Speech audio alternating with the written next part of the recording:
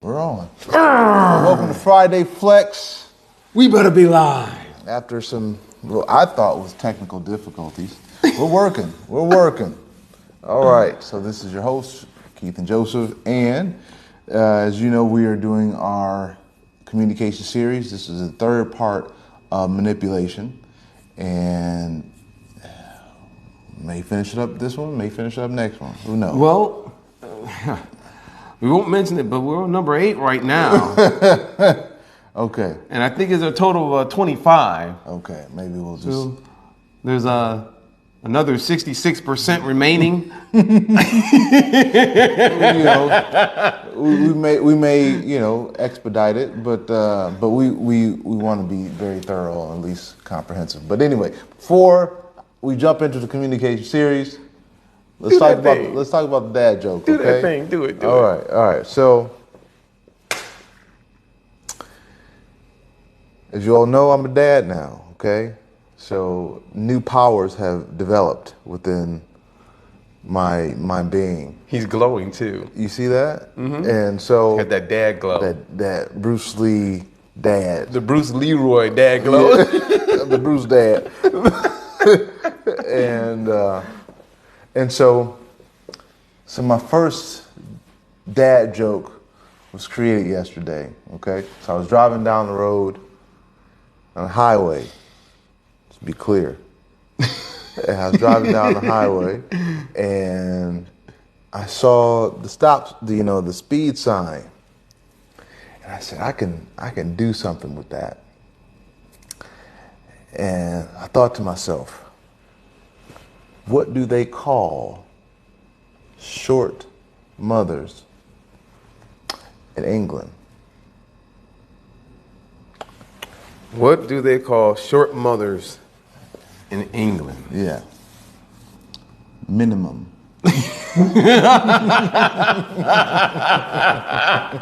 Mini mums. Take me to the maximums.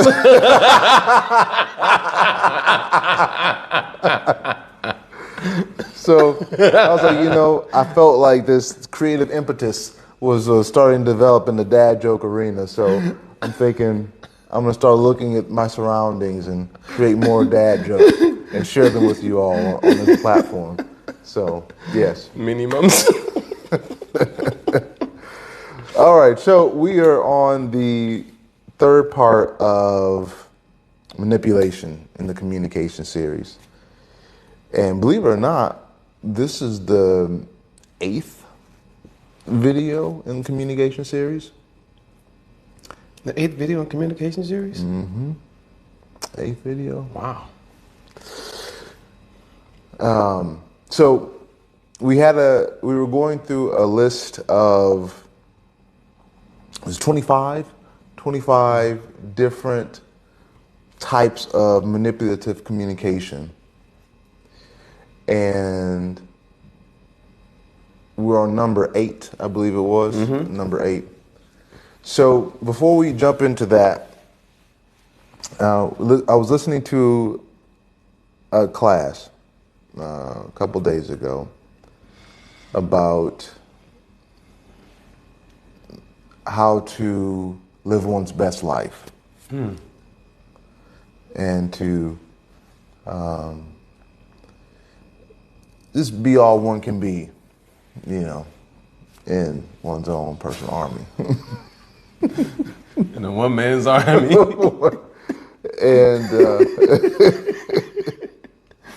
And so there was an interviewer and an interviewee, and the interviewer was asking this monk about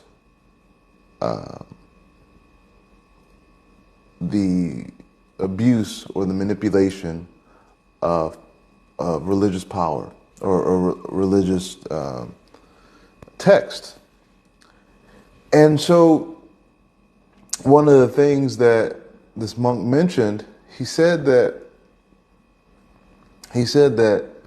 a knife in the hand of a surgeon can save a life.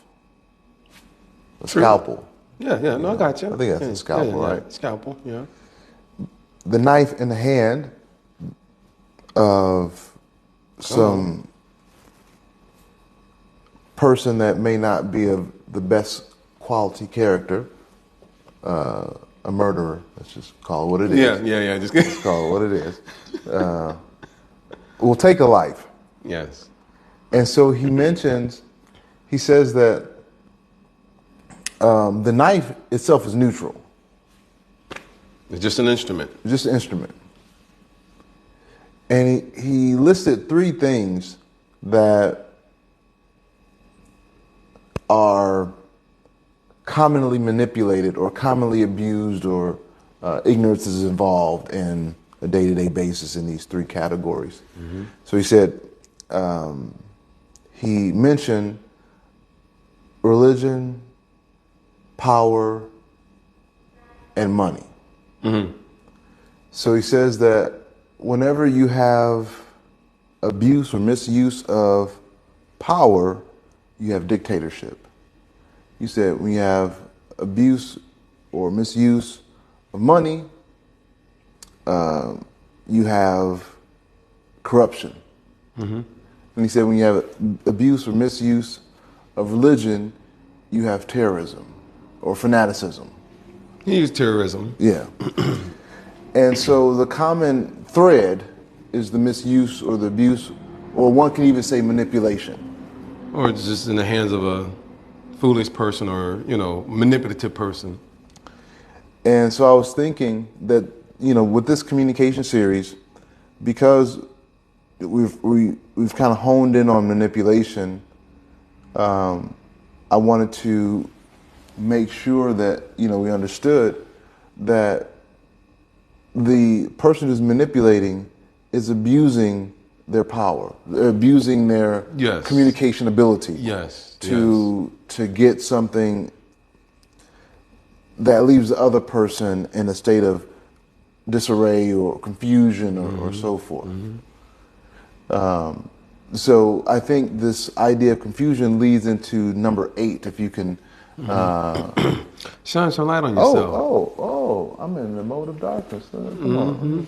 Let me get your shine on. Let me Satvik myself. Satvik yourself. There we go. There we go. I think I'm. Oh, yeah, he's glowing now. He's not glowing. He's not living his life in the shadows. Yeah. All right. Okay, go ahead. Read us number. Number 8. Number 9 is going to be great. Okay. But number 8, pretending confusion. Types of manipulation in relationships often include denial and feigned confusion. It wasn't me.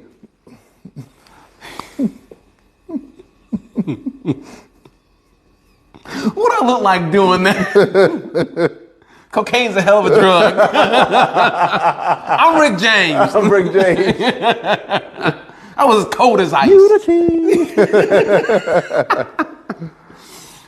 So, again, types of manipulation in relationships often include denial and feigned confusion.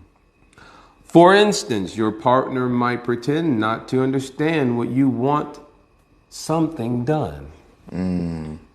I never knew. You never told me directly.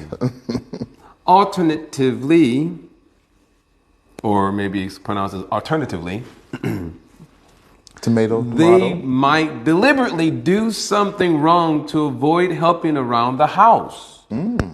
A typical example could be loading a dishwasher with the crockery in the way of the spinning blades. The crockery? Like your crock pot. Oh. Okay. Crockery. Yeah, the crockery. I feel the dad joke formulating. No. Uncle joke. So, basically someone that will sabotage something to avoid having to do or helping around in the house. Wow.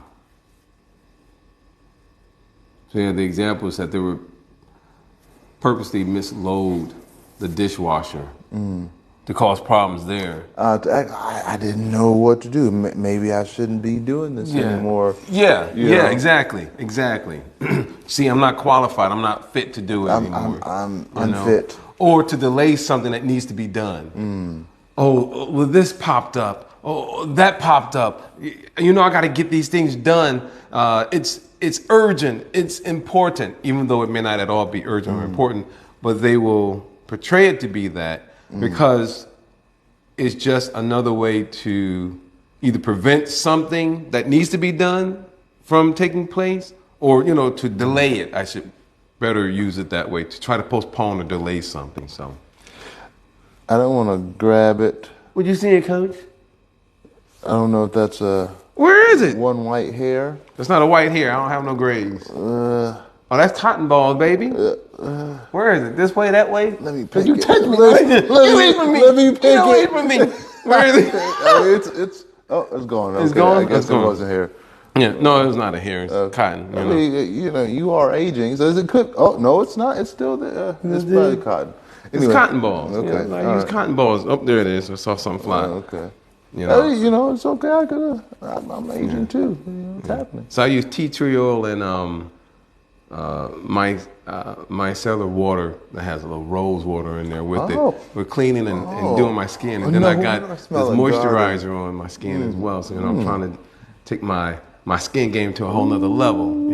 Silky soul. Smell like a garden over here. You know what I'm saying? Be over there just all silky smooth. Okay.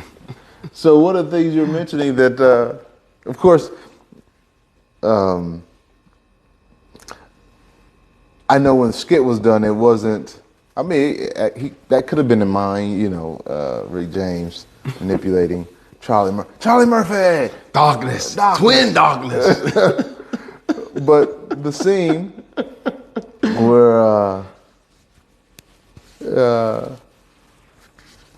Rick James was like, I didn't slap. No. He was like,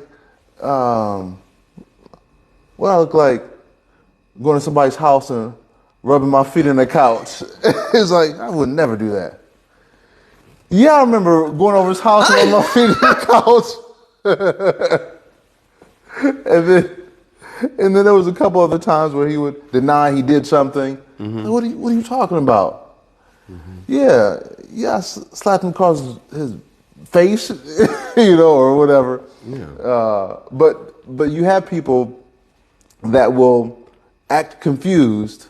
I didn't know. And in order to get out of being responsible or being accountable. That's really what it boils down to. For what their actions. It's like, I didn't notice. You see it. You see it. Not everybody wants to read. Not everybody wants to read. I didn't know you had a sign on the door. I see him. Yeah. He should be able to read. He's looking at his clock right now. Yeah, he'll be all right. Yeah. They always will be all right. So you have people that, in order to fake responsibility or to avoid responsibility, will fake confusion, misunderstanding, and this is a technique. This is a manipulative technique that happens. Yeah. And a lot of times you can tell if someone made a genuine mistake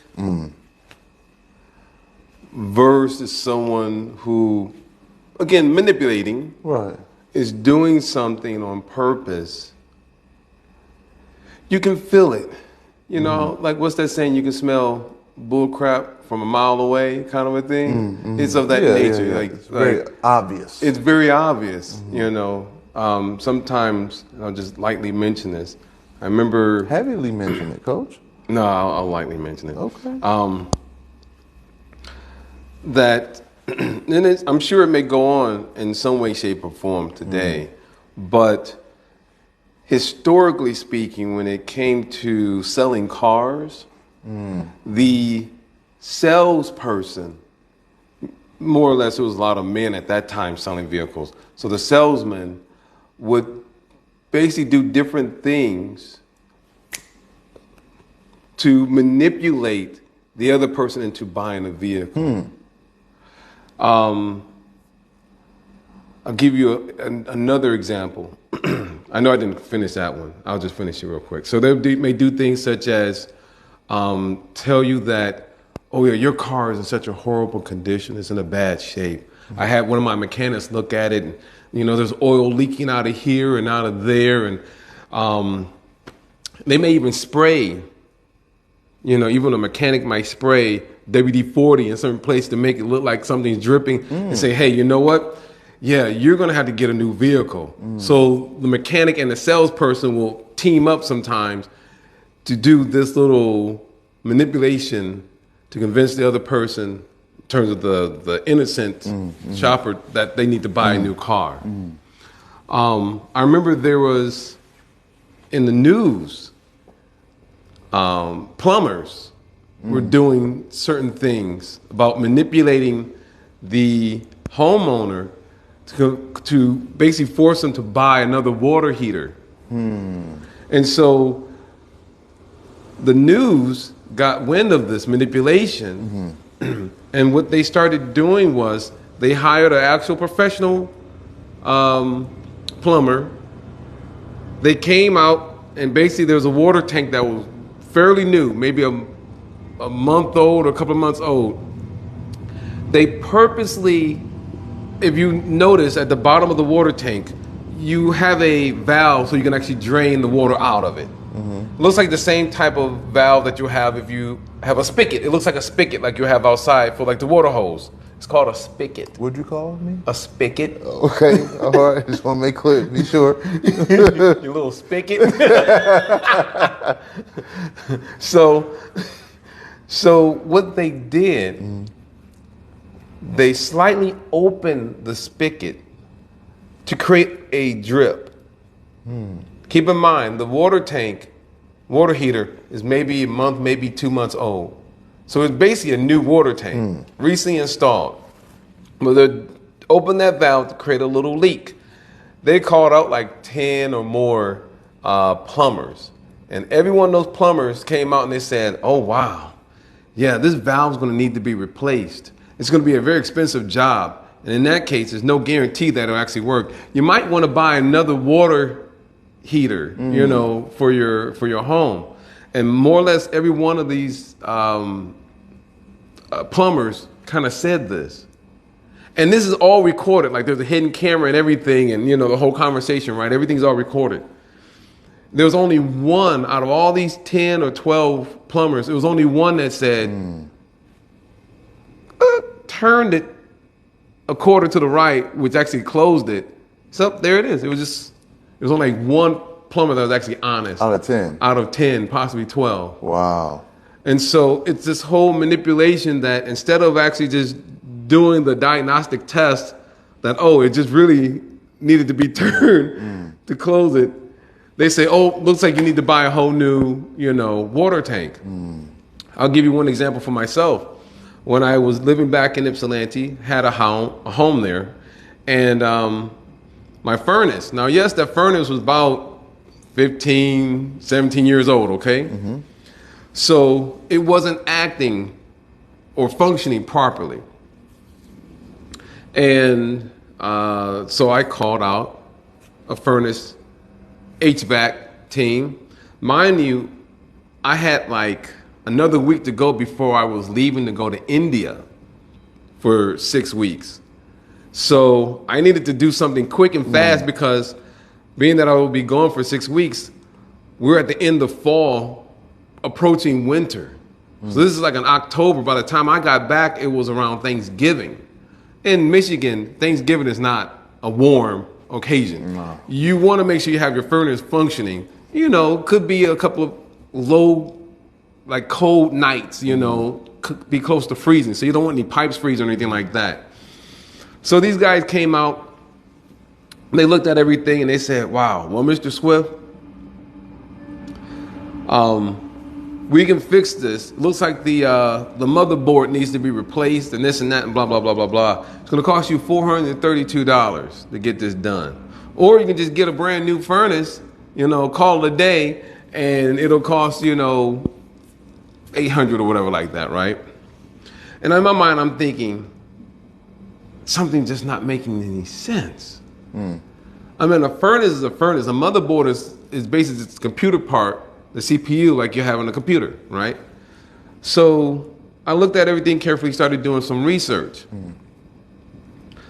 What I found out, looking at the little code, the blinking light, each blink, like a certain number of blinks, indicates something. It's a code for something. And come to find out, the reason why the furnace wasn't functioning properly was not because of the motherboard. I did replace the motherboard myself personally. It only cost me $99 to buy a new motherboard for it. You just got to pay attention to the wires.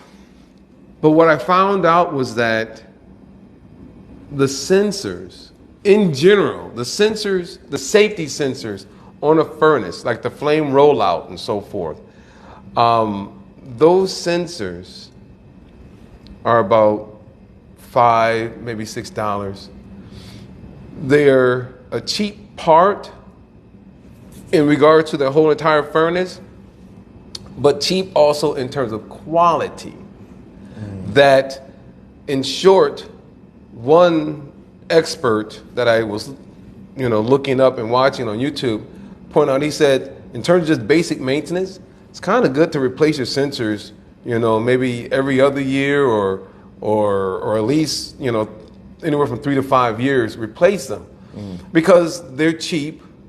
Eventually they do wear out. When I replaced those sensors, I replaced 2 of them. One near the inducer vent, where the inducer motor is, and the other one where the flame goes into heating up the furnace. So that's part of the flame rollout to make sure no flame comes out in the wrong direction. I replaced those. Furnace worked perfectly. No problem whatsoever. It was just a matter of changing the sensors, the safety sensors. They were just malfunctioning. Wow. So we see manipulation not just only in relationships, but also when it comes to sales.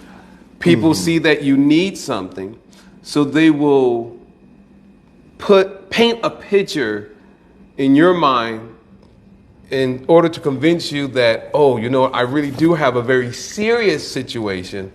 Let me, go ahead and pay however much money necessary to either replace this or buy that or whatever it may be. And so even in medical situations, when you see a doctor, go to a doctor appointment, it never hurts to get a second opinion. Yeah. Because we may not necessarily know what to look for. And we're trusting that doctor, we're trusting that mechanic or that salesperson, we're trusting that lawyer, we're trusting all these different personalities. That, hey, these are the experts. They know what they're talking about, right? So we're putting a lot of trust in them. But at the same time, because there has been such a long history of doctors selling snake oil, of car salesmen or mechanics saying that, hey, your car is, beyond repair, when actually nothing's wrong with it. All they did was just spray WD-40 on it, to make it appear like there's an oil leak, to make you think that, this is going to cost $200, $300 or more dollars to replace or fix, when actually really they were manipulating, So it's always good to get second opinions because, again, we're not experts. And so to have someone, a third party outside come in and say, hey, you know what? This is something that is of true concern, or no, your vehicle is fine, or your water tank is actually fine. It just needed to be turned closed. You don't need a new one. And the guy didn't even charge them. He was like, all you need to do was just turn the knob closed. That's all it was. I'm not even going to charge you for that. Have a nice day, So we need to look at second opinions or get Yeah. them. Yeah, I was thinking, and then we'll go to the next one, kind of in line with the faking confusion. And I remember this is when I thought it was going to be this big shot network marketer about a decade and a half ago or so. And I went to a dealership because I was picking out, I was like, yeah, I'm going to get that car. And I went to the salesperson asking for a car that's a little cheaper but nice. And I didn't know at that time you get certain vehicles you get, more money on. In terms of residual value? No, meaning like as a salesperson you get more money by selling a certain vehicle versus another. Usually if they're used vehicles, or we used to call them pre-loved vehicles, you actually get more money on pre-loved vehicles than on new vehicles. So I remember asking for a vehicle or type of vehicle. And like, we don't have that here. And then I remember when I walked around, sometimes people like to walk around and, see for themselves. So I walked around and I saw vehicles similar to this kind of model or style that I was looking for. Gotcha. I was like, I thought you said you didn't have this. Oh, yeah, I didn't even know we had this here. And I'm just like, how do you not know mind you, if it's a big car lot, then I could see something may slip under your radar. Mm-hmm. But I realized that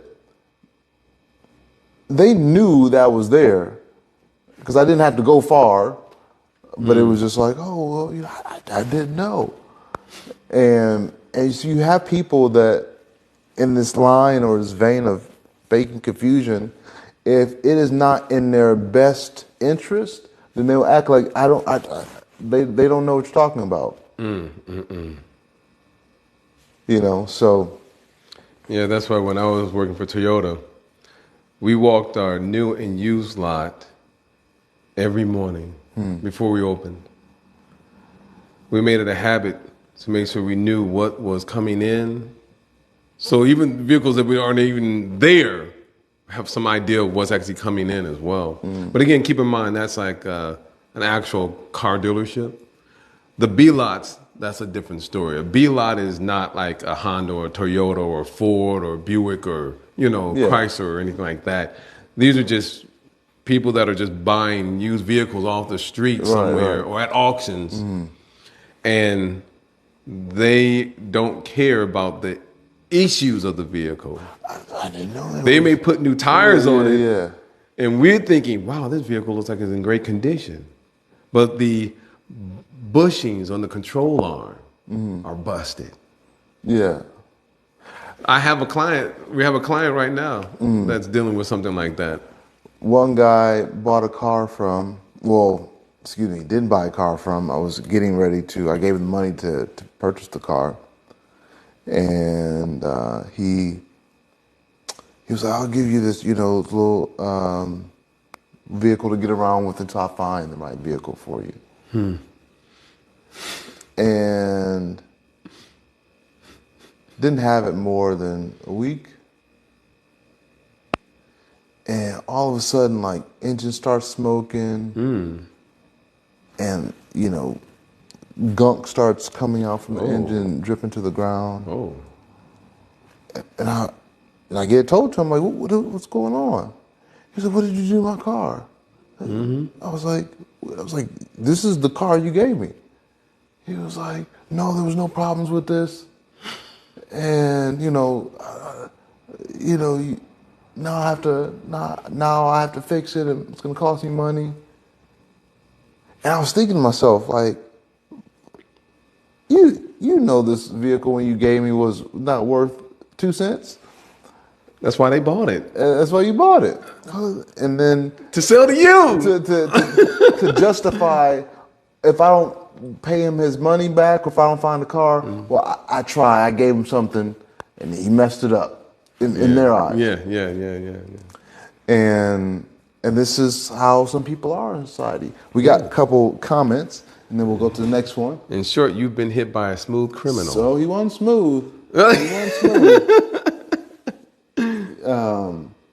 Okay, so Mama Ewing says, I hear you loud and clear on these topics, which I had heard these decades ago, but still good and definitely relevant.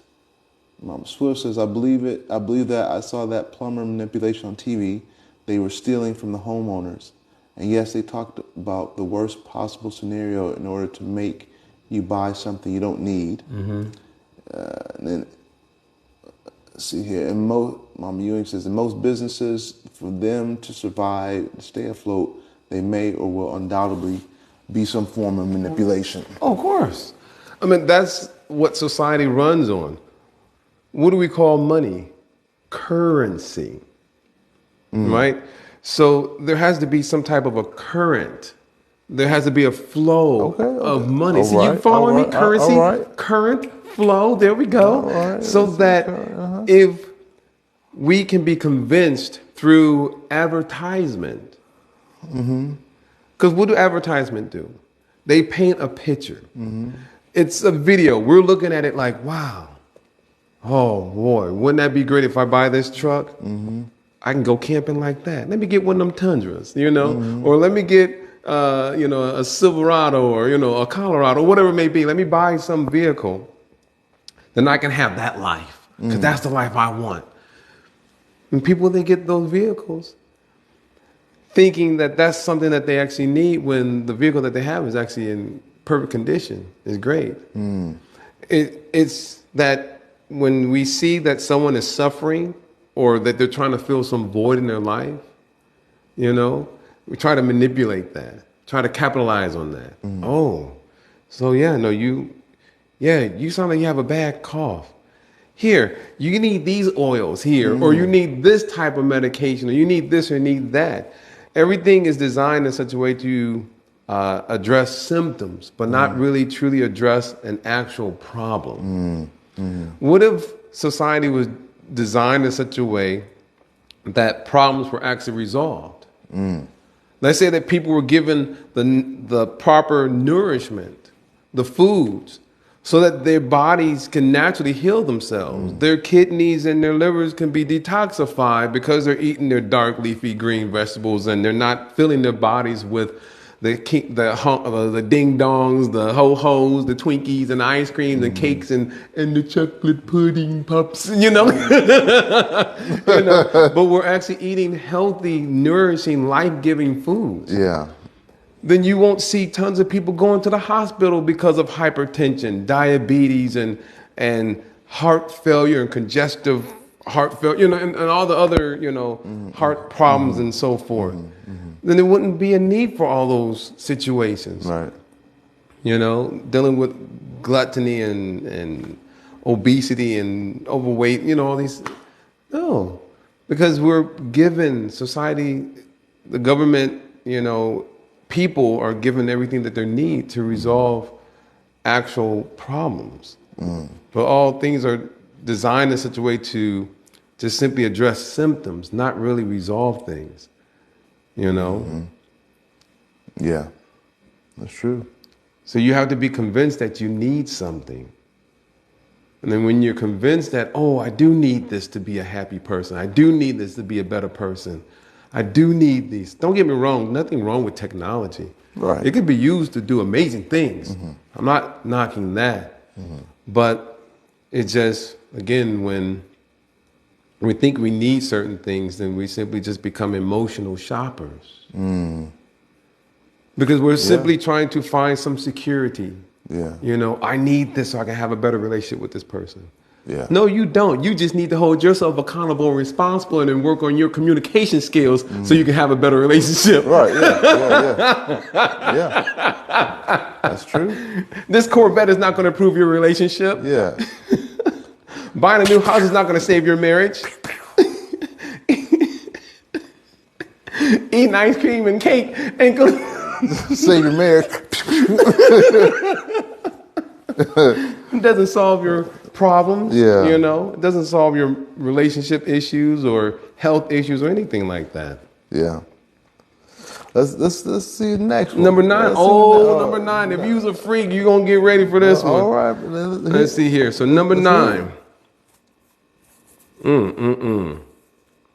Number 9. Using anger and intimidation. Emotions are the best tool for controlling and manipulating other people. Most of us like to think. We use logic and reason to make decisions. Nevertheless, we also need emotions. Moreover, many of us aren't taught how to manage our emotions, so we become easy targets. As this study explains, even psychopaths understand the force behind emotions to get people to do what they want despite not feeling emotions. Anger and intimidation are great examples of manipulation in relationships because they make us stop and freeze. We want to do everything in our power to protect ourselves, so the manipulator wins. I was listening to this video off of TikTok, and there was this college professor talking to a student, and the student was really loud and just somewhat disrespectful because she didn't allow the teacher to, wasn't trying to allow the teacher to speak without interruption. And the professor was talking about a certain political issue and explaining his history with this political issue and his family's history. So he spoke from experience. Confirmed. Oh, I've never heard that before. We're back. All right. Not sure. All right. It's this live. We're good. We're good. You all hear us? I think so. Yeah. All right. So this college professor is explaining about his trauma, his family's trauma with this particular scenario. And the student, when she feels like she no longer can yell or to interrupt him, and there's people in the crowd, they're like telling her to shush. Because she's trying to say that he's in the wrong or his perspective is in the wrong. Or possibly just devalue what he is saying? Or minimize? Minimize, yeah. So... Not minimum? And so when she realizes her yelling is not good enough, she starts crying. She starts crying as if, she's hurt, as she's been affected. And he's saying, both of my parents were killed in this way. My family was killed in this way. I don't agree with the current violence that's happening.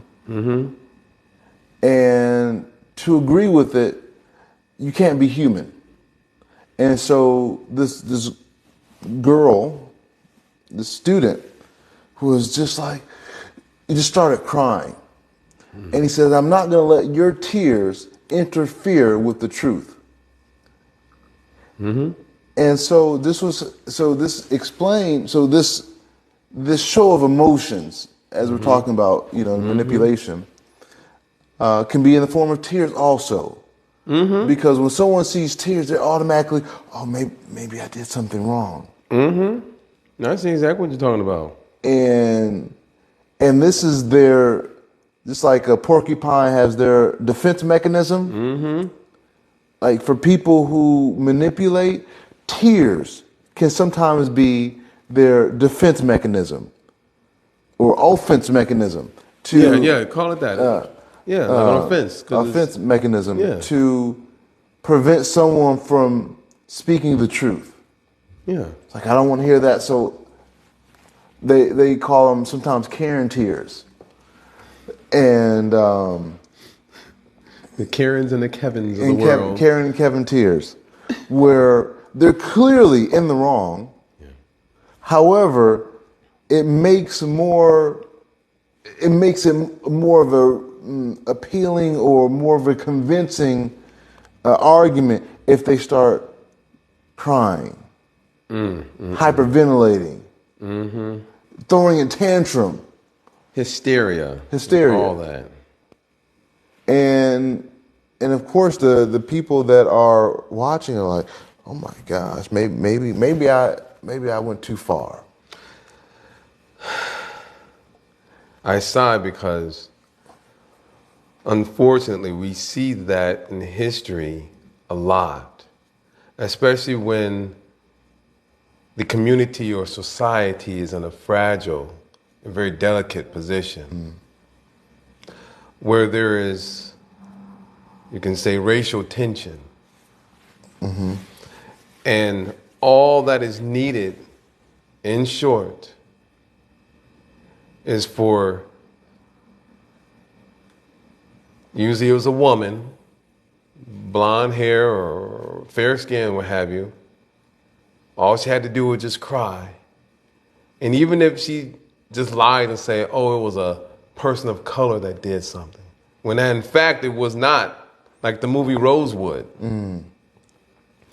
The woman, it was her husband that domestically abused her, but she said it was a black man. And then here you have this riot, this uproar that takes place in that town of Rosewood. Here, Greenwood. And then, of course, you have here on Greenwood, same thing, you know. And it's not just only here. There's numerous places, cities that have, I'll give you a quick story. And I'm going to make it so quick, you didn't even know I said it. No, but in Manhattan, where there's that lake there, that actually used to be an all-black town. They were doing wonderfully there, successful, people of color.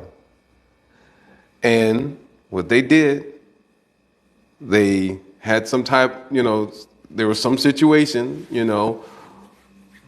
white person says, hey, so-and-so tried to hurt me or whatever like that, when that may not even be the case at all. People get shot and murdered, massacred, and they just flood the entire town so that no one can come back there to live in it. Like they put these freeways and so forth up. They put that baseball field up. That's not an accident.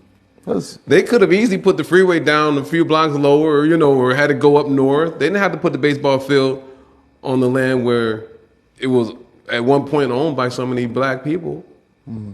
They could have put these things in other places. They could have put it down south. Yeah. But so that no one can come back to reclaim their family's land that's been in the family for centuries. Put something immovable. Immovable. No one's going to move that highway. A bridge and a baseball field. No one's going to move that. Yeah. Another thing, the Emmett Till, the woman. Is that the elevator one? The woman that said Emmett Till, abused her, and they, beat him. They killed her. I think it was 12, or he was a teenager. Was that the elevator one? Or? No. Elevator one was Greenwood. I have to review things, but there was one with the elevator, and was that the one in Chicago? Emmett Till one? I can't remember which city. I thought Emmett Till was down south. I can't remember where. There was one even in Chicago too. Mama Swift. Mama Swift. No. Emma, which one is the Emmett Till one? Yeah, which location was that? Yeah. But on her deathbed, she explained that he actually didn't do it. See? And I remember when she died, there was this big uproar because you have this child that was brutalized. Yeah. Because he was it catcalling or some, It was, but yeah, but it never happened. yeah, So she's, oh my God, this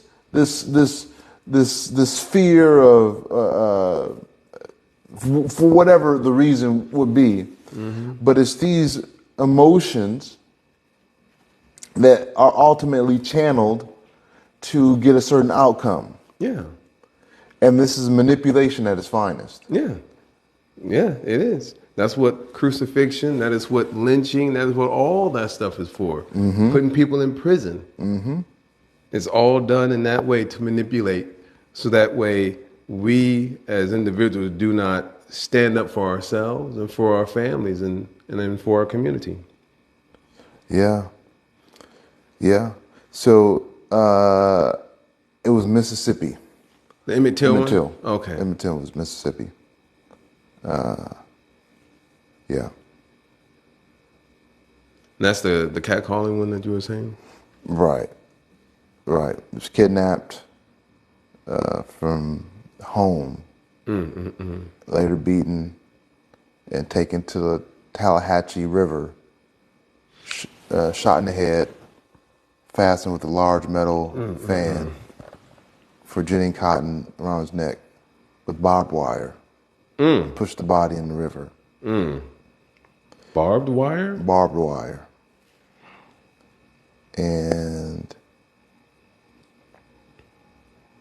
let's see, how old was he? 14 years old. And this was,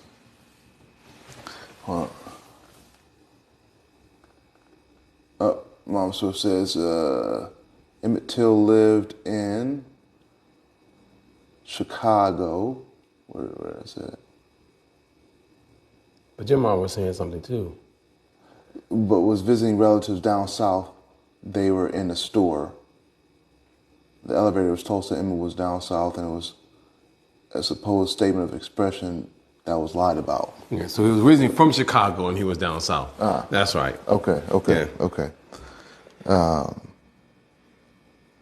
And so you had this woman who lies about the whole thing. And I'm pretty sure the media would show her, I was scared for my life. And this is how a lot of, now I have, to be very clear, because I know different people will listen, I have several friends, or at least 3-4 friends, that were or are currently police officers. So there are very good police officers that exist. Yeah. No, they do exist. They do exist. Yeah. And so I just want to make sure that's very clear, so that's not manipulated or Yeah. No, we're not trying to convince. We're not in. We're not NWA. There's no distort and delete. But you have some people that are meant to protect us who actually don't protect. No. But in order to display power, they will say they were in fear, so they had to defend themselves, just to get away with murder or get away with abuse, misuse of power, and so. We see that this theme of showing tears,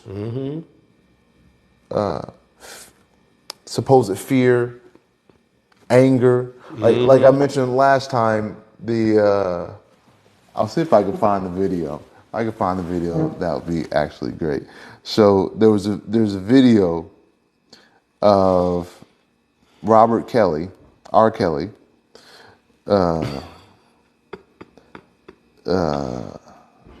he was being questioned in the interview And somehow or another, he decides to pull the anger card. Let's see if I can find this. Didn't do this stuff. This is not me. I'm fighting for my life. Y'all killing me with this. I can't help 30 years of my career. Robert. 30 years of my career. Y'all trying to kill me. You're killing me, man. You can't do this to me. I'm about music. I'm trying to have a relationship with my kids. Whoa. Oh, man. No comment. I think that says it all right there. Trying to have a relationship with these kids. It's not about music. It's like, okay, then what is it about? No. So you see how she's Robert. But he became very animated. Right. But it was done that way to, again, manipulate and, of course, to even avoid the question. Exactly. And for some people, that works. It bewilders others. Oh, maybe I'm asking too much. Or, Denzel Washington. We didn't mention it last time, but Denzel Washington in the Training Day. You know, he was a corrupt officer, and he tries to turn it around and say, you know, like he's the victim, like he was the one as the superhero trying to help out everybody. You know, I trained you, you know, and I helped you guys out and this and that. But actually, no, he was just out there manipulating and exploiting everyone just to put more money into his own pockets. Again, that's Training Day with Denzel Washington. Yeah, and that is, unfortunately, in society, this is common activity. Yes, drama. They love the drama. They love it. I can't get away from it, but they're the one causing it. What's the next one? All right. Yeah. Let's see here. This one is called vague boundaries. Another big clue for how to recognize manipulation is when boundaries are all blurred. Manipulators want to keep all their options open to minimize their personal gain. That's that legal thing that you were telling me about jargon. Maybe 2 months back or something like that. They can't do that with fixed boundaries. Instead, they're very clever at adapting to situations to get the most out of those around them, not just their romantic partner. This further adds to your confusion as you hear them defend vastly different opinions time and time again. Almost like, would that be almost like a moving target? Or they're doing the Matrix on you, basically. You can't get them like a moving target, you know? Yeah, can't put me in a corner. Yeah, it's like once you think you're doing the right thing, then it's like it changes. Is that kind of like that? So boundaries. And they keep all the options open to maximize their personal gain. They can't do that with fixed boundaries. Instead, they are very clever at adapting to situations to get the most out of those around them, not just their romantic partner. What comes to mind, and I may be totally off on what this is saying. Is it too vague? It's too vague. Can't pin it down. Can't seem to get my hands on it, and and so one of the things that come to mind is, you know, some people will put a carrot in front of you. It's like, all you have to do is this, or this is all I want. And once they get what they want, then they move the carrot a little farther. Yeah. And then it's like, I want more. But then when you say, well, I did this, well, this wasn't all, or this wasn't exactly it, or this wasn't. Yeah. In other words, they are withholding some information that could, provide a clear, definitive situation. So I'll give one quick example. In that movie, came out in 2010. I didn't see it. I just happened to come across it recently. I am behind time, 14 years behind time. A Rip Van Winkle of sorts. So The Last Airbender, where General Eros puts before the avatar, Aang, 3 objects to see if he, what he does with those 3 objects. So Eros, he just says, do you mind if I just put a couple of objects in front of you? It'll only take a quick moment. My nephew just wants me to perform a test. And yeah, you'll be free to go. And he kind of left it like that. But when Aang, the avatar, is able to make the rock, which was like lying down, stand up a certain way, and makes the water come into a circle and another object do something else, then the prince is like, yes, you are under arrest. And then General Eros says, well, Aang says, you lied to me. You said I will be released. If I just, look at these objects real quick, then I can go. And the general says, yes, you're right. I was not very clear. There was something more that I was supposed to tell you. That, yeah, if you did not pass this test, you would be free to go. But because you passed the test, only one person can pass the test. You just passed it. You are under arrest.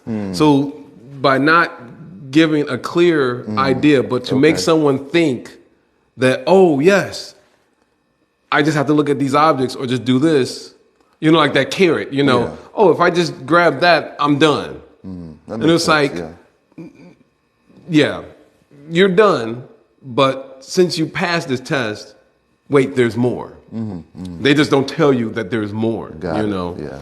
Or again, with that legal jargon, the example that you had given a few months back, which was perfect, so that those individuals cannot be put in the corner and held accountable for what they're saying. So it's like, because you cannot pin them down due to the verbiage being so vague, then they can easily back out of the corner or adapt accordingly and say, oh, no, that's not what it says. It more kind of points out this. But again, they're still going to keep lying, because really what it is, if you call it what it truly is, they simply lie, and then they tell a lie on top of a lie. Constantly manipulating that way. Yeah. To make you think that they're going to do one thing when actually they're doing something else behind the scenes. Yeah. And that was a very good analogy, because I can understand more clearly what that means, and that happens as well in manipulation. And lots of relationships too. Yeah. We'll do 1 or 2 more, and then we'll wrap up, because I know we're kind of, The last one is titled, number 11 is titled,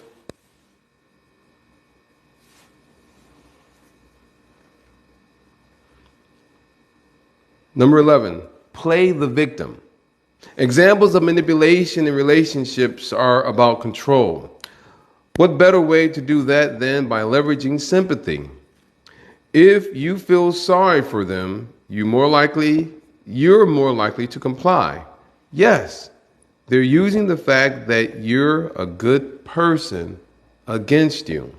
Considering that the best manipulators are psychopaths and narcissists. Sorry. Go ahead, say it again. narcissists, neither of whom can feel empathy, this isn't surprising.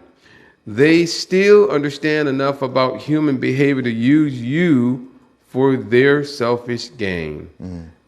Yep. Playing the victim. Yeah, we kind of. I think we hit on a couple of different examples of that. Or even the R. Kelly. He made it seem like he was just a victim. Y'all killing me. See? I'm just trying to have a relationship with my kids, not even about music.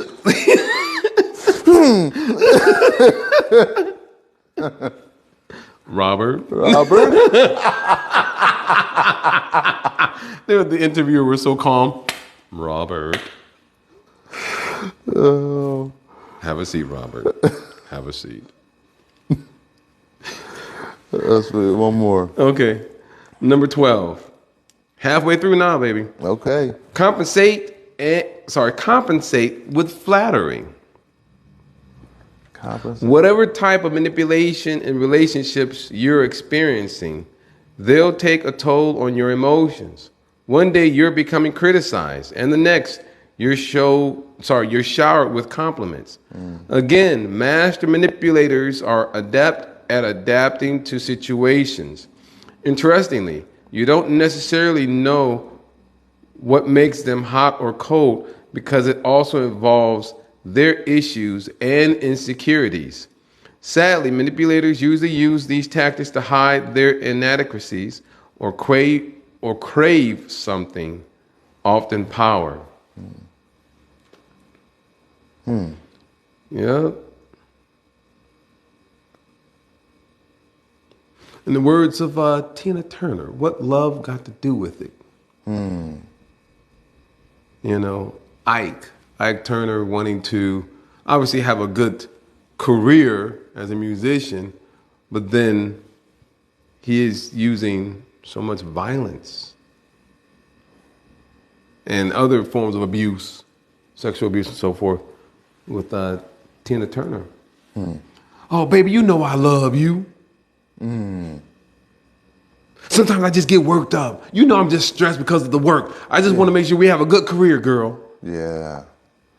I just get so worked up. And then she's thinking and believing that, not just that example. I'm just saying in any relationship. It's like, oh, you know, this black guy, oh, girl, that's just an accident. Yeah. You know he works so hard. He worked long hours every day. He barely sleeps and he barely takes a vacation or any time off for himself. He just gets so worked up. Yeah. And her friend is like, girl, that's domestic violence. It's habitual. It's not like one thing. It's something continuously happening all the time. And we're in denial. The real victim is actually in denial about everything. But that person who has been so abusive, baby, I brought you these flowers. I brought you these flowers. And you don't want these flowers? How dare you and these chocolates, Yeah. I brought you candy over flattery, Yeah. Girl, you know you good. Look at you looking all fine, beautiful, whatever. And then just this whole animated scene. Yeah. Right? And one of the things that came to mind, as far as flattery is, I can't live without you. That's the other one. I'm going to die if I live without you.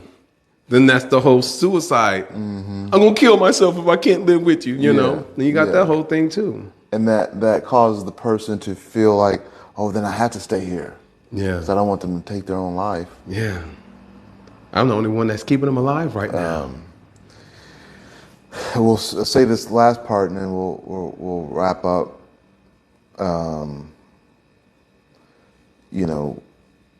We had a friend or acquaintance that, used that same tactic.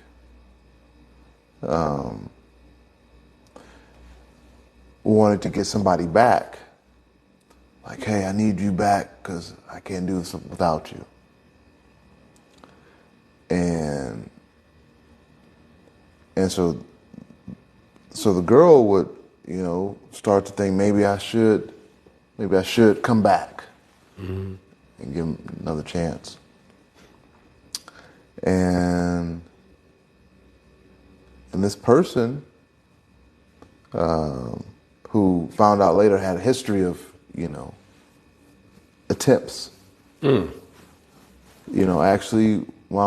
actually did it.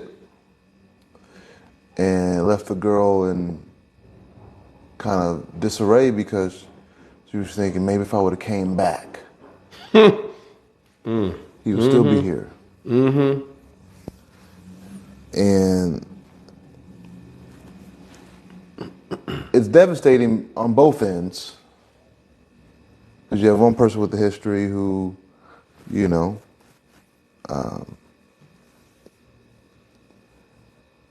was already in a relationship, but because they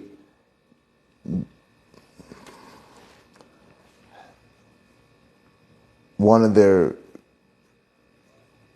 cake and eat it too, if that's the right way to say it, and when they couldn't get what they wanted, it's like, I know use of being here.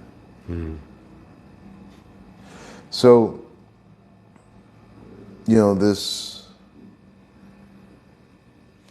idea of, I can't live without you. I mean, if that's not, to me, of course, I'm not a mental health expert. What do I know? I just sell insurance, But if that's not a call for if that's not a cry for help, therapeutic help. Yeah, the suicide hotline should have been called, or the non-emergency, police number should have been called in that situation. Right. I actually had to do that when I was living in Kansas City. I had to call them. Non-emergency. Had a police officer come out right away. Because there was one young lady was having some difficulty with her spouse. And she had a certain thought. So I immediately just called. Can't just let that stuff, can't just sweep it underneath the rug. Right. So it's real. That's my point. Yeah. It's real. Yeah. And unfortunately, we don't recognize it. Just like there's this one girl, the correct word to use is denial, where one may be in denial about things. Well, there's one girl, just innocent young girl, like 12 years old or whatever like that, and her cousin turned her out. Got her involved in, basically, her cousin, female cousin, is pimping her and using her as a prostitute. And the girl is out of that situation now, but the girl that ended up being the victim, she was like, no, my cousin would never do anything like that. Still is in denial about it. It's like, yes, that may be your cousin by blood or whatever, but this actually happened. And so I mentioned this aspect of denial is that sometimes we are still in that shock or disbelief that this person actually, who we could trust at one point, actually did that to us. And we don't want to accept that we really cannot trust that person.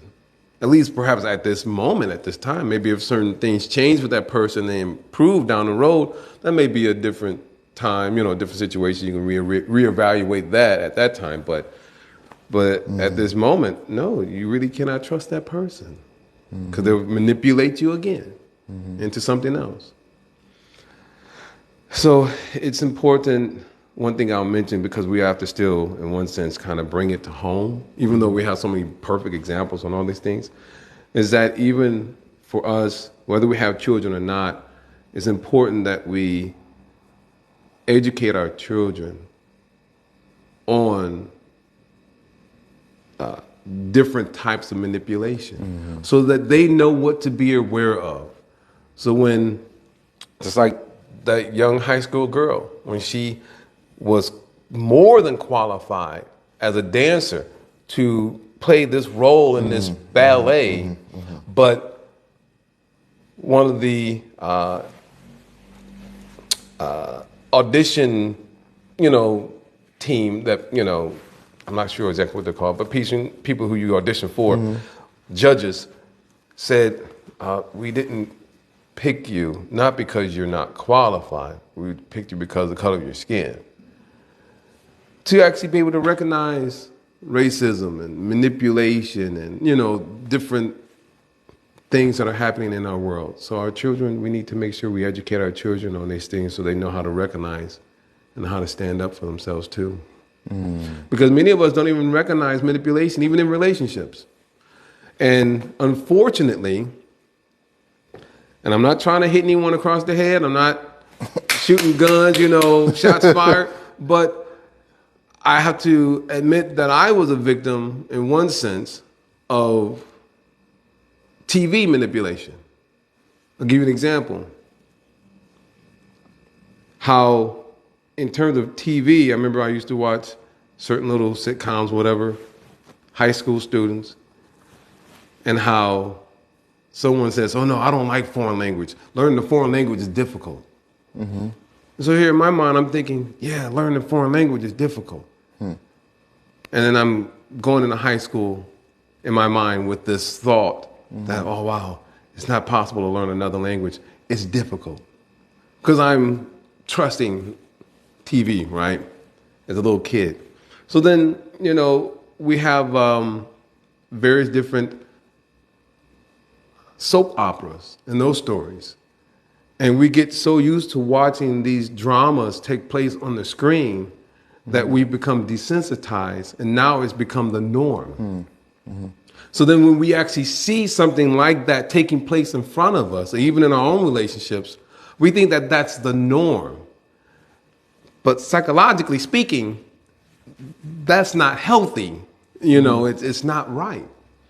And we're not able to recognize it because we have become so desensitized to things. So we think it's okay. Yeah. Oh, the person says that that their partner loves them. No, you just got beat. Domestic violence. That's not. What does love have to do with it? That's not love. Secondhand emotion.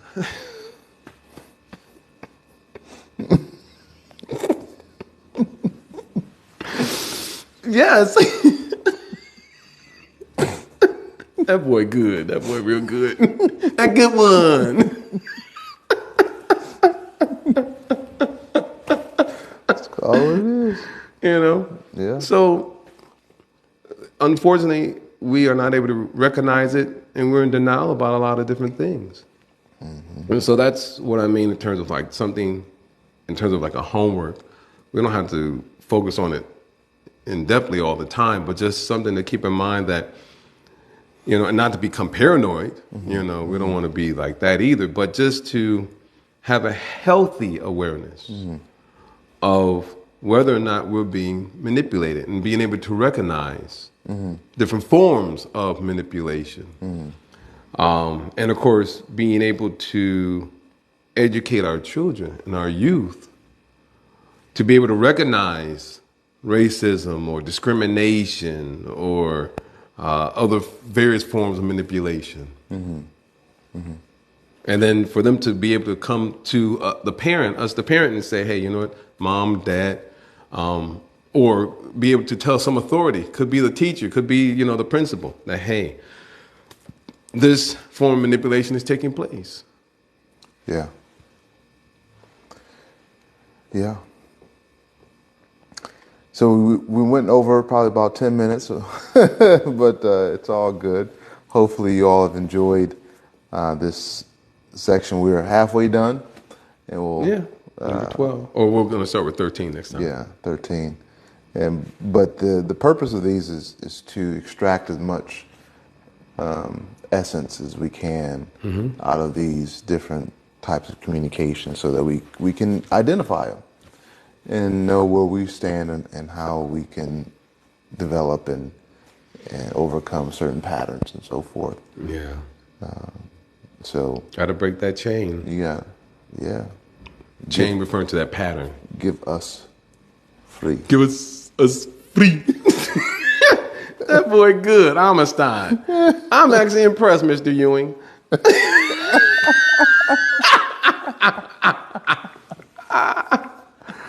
All right, until next time, flex Stay flexing. Live responsibly. and drink water. Stay hydrated.